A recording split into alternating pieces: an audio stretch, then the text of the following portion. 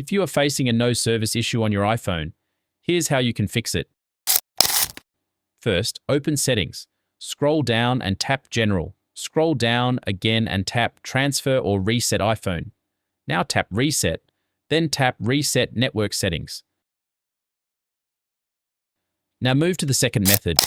Open Control Center and turn airplane mode on for 10 seconds to refresh your network connection. Third method, open Settings and search for content and privacy restrictions.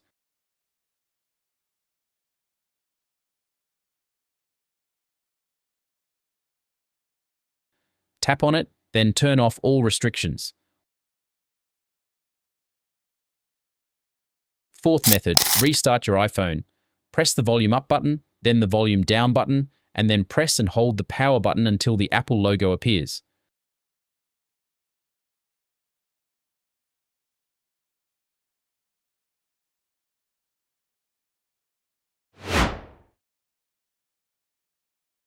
After restarting, this may automatically solve the problem. That's it.